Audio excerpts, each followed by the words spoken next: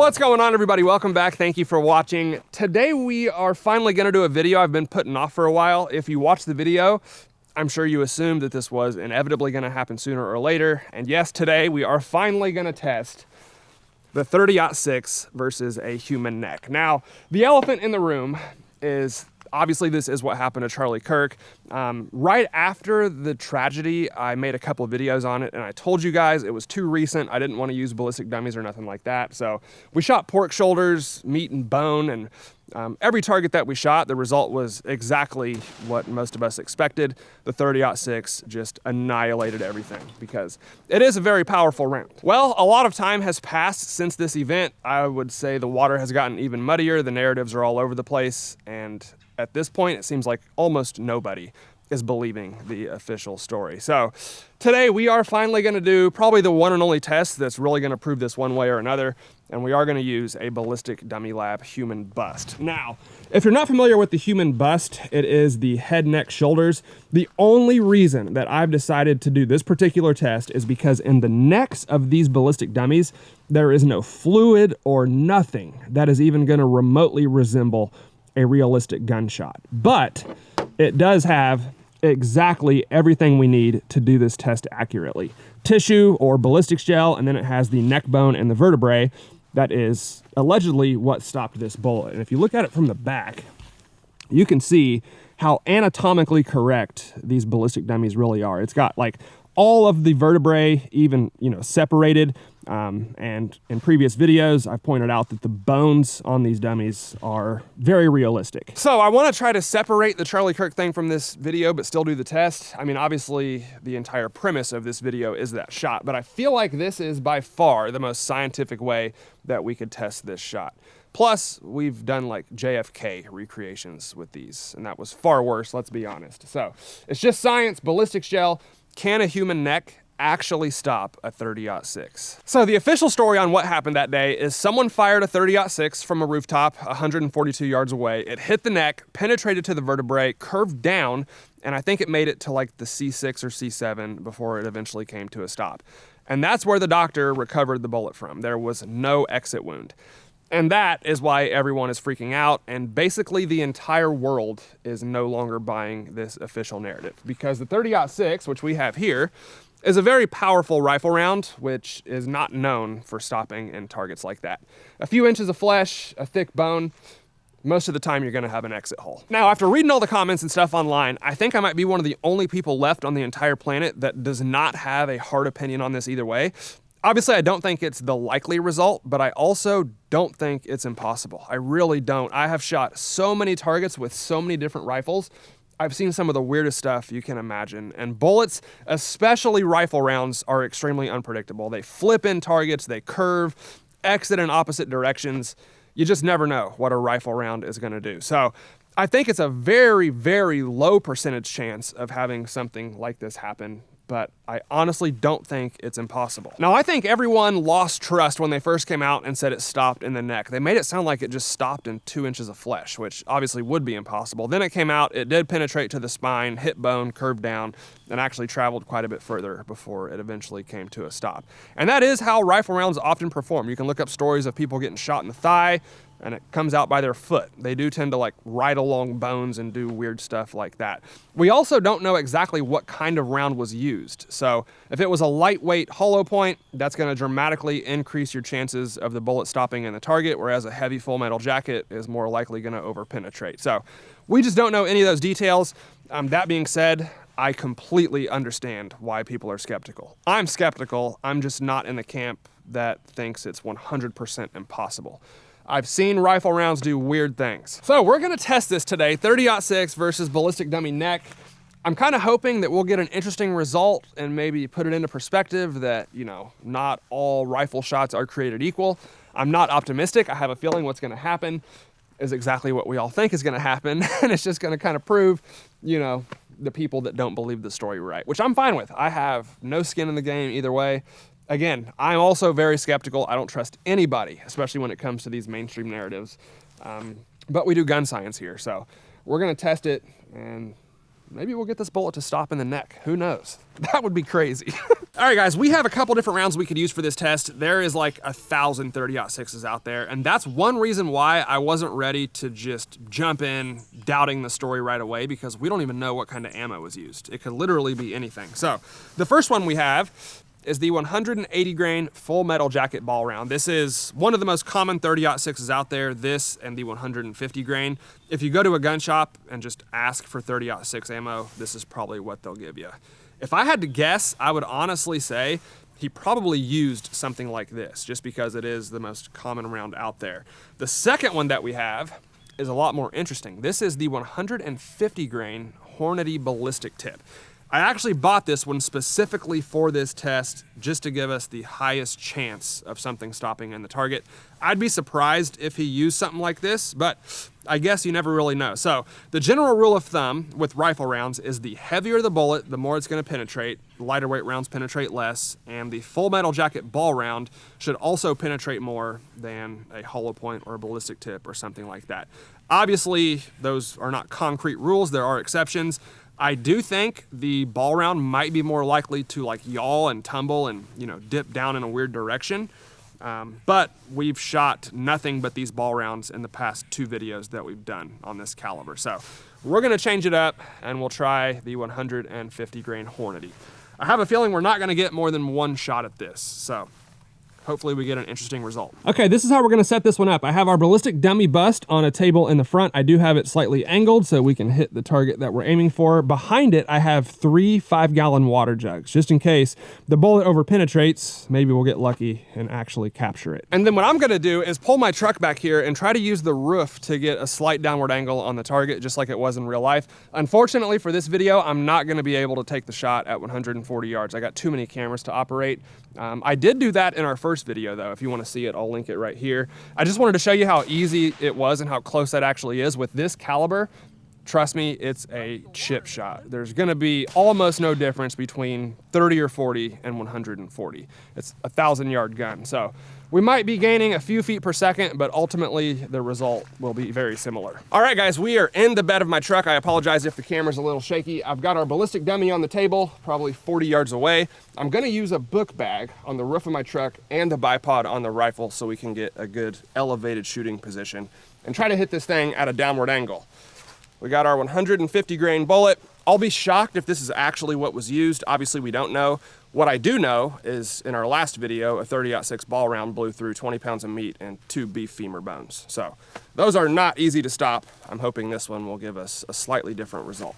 And I'm gonna aim towards the front left of our ballistic dummy neck, 45-degree angle, and we are shooting slightly downward as well. So I also have to hit the vertebrae because that's allegedly what redirected this bullet.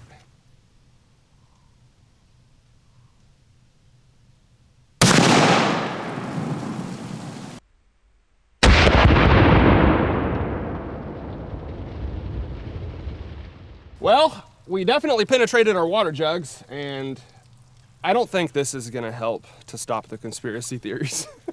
His head fell off.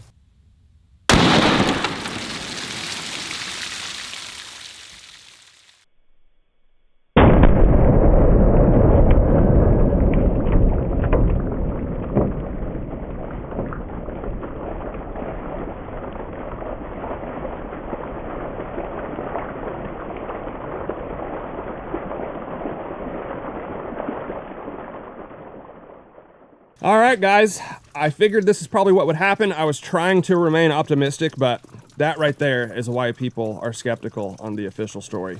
The 30-06 is a very hard round to stop. So we actually lost the top half of the vertebrae right there, and you can see the bullet hole going straight through it. So I imagine it was probably connected like that, and it just took a massive chunk right out of it. It also shifted the entire thing a little bit to the right, and then you can see the wound cavity in the ballistics shell right there.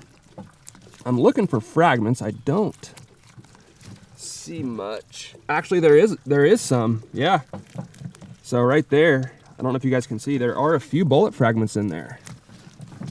Of course, the majority of it did pass all the way through and hit our water jugs. It looks like we have bullet holes in 2 water jugs, so I assume it came out in a couple different pieces. this one really got hit. There's also a bullet fragment in that water jug. Probably hear it. And then in our second 5-gallon jug, we have an exit hole there. We have a big piece of the bullet. In this one though, I'm gonna try to dig that out. And there it is. That's a pretty big piece of our bullet right there. We have another piece in this one, and then I assume the rest of it just passed through. But we did stop the majority of that bullet, and the water jug's right behind it. So now one thing I do want to say is we know how realistic the bones are in these ballistic dummies. We've proven it time and time again in a million videos. They usually react exactly like you would expect, and they stop a lot of calibers. One caveat I do want to give is I would imagine on a real human spine, there's a lot of muscles and tendons and discs, and I mean, that's what supports the whole human body. So I would imagine a real spinal cord is probably a little tougher than one of these, but I mean, you can see how thick that bone is, and they do even have like simulated spinal cord rods running through there as well. So this is the thickest bone in the ballistic dummy, and it was no match for the 30-06. Now I also want to say, I think the ballistics gel in front of the spinal cord on these ballistic dummies is probably tougher and denser than a real human neck. If you relax and just push on your neck, it's extremely soft and it wouldn't do anything to slow down a bullet. The ballistics gel on these is, you know, pretty firm, and you can see the damage that we have before it even got to the bone. So that being said, I don't think any of it matters. Obviously the 30-06 just blew right through this thing, broke the neck in half, penetrated the water jugs that were behind it, and passed all the way through those. So it didn't even come close to stopping that bullet. Okay, before we get out of here, we are gonna shoot the head, don't worry, but we still have the bottom half, maybe the bottom third of that spinal bone left, and I wanna try to hit it with just a regular full metal jacket lead ball round. Now this is a 150 grain bullet, so it is a lightweight 30-06. You can see the box right there, 150 grains, 3,000 feet per second. This is just straight up target ammo. And like I said, I have a feeling this is probably more similar to what was actually used, but a lot of people have already been testing these, and it's not looking good for the official narrative. I'll just put it that way. So let's see if we can stop it. Now I did zero this rifle for the other ammo that we shot, so hopefully we're not too far off.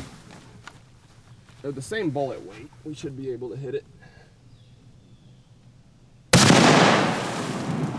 Dude, well that was insane.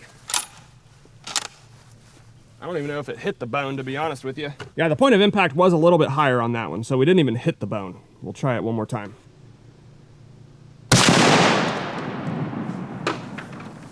Well, the fact that I saw the spinal bone fly up in the air and then I heard bone fragments landing on the table, it's not a good sign.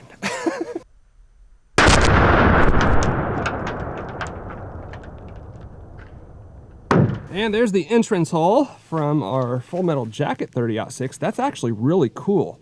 You can see where the bullet went in, and then the wound cavity start to appear a couple inches into that ballistics gel. At least I can. I hope you guys can on camera as well. There is no vertebrae left. It's completely gone. You can see the exit hole on the back of this thing. Good grief, dude. Literally like the size of a bowling ball. And then, like I said, we just have pieces of that spine all over the place. There's one there. We got another one there. We got a bunch of them on the ground. It literally broke it into several pieces. And we got bone fragments all the way back here too, so I don't think it stopped it. So I'll just reiterate what I said after the last one. This is not 100% realistic, obviously, but it is the closest thing we got, and both of those blew right through, no problem at all. Okay, this is the moment I've been waiting for, I'm not gonna lie. Our ballistic dummy head is no longer attached to the shoulders, so I've got it in a cinder block, propped up on the table about as good as I can get it. For this one, we are gonna use the 150 grain Hornady. Let's see how effective a 30-06 actually is.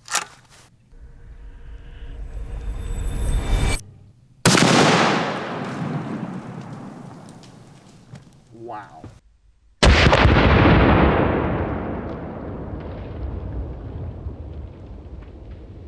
The mist, dude. I hope you guys could see that on camera. You probably couldn't. When I took the shot and stood up, the air was just filled with a blue mist. I think that was a good hit.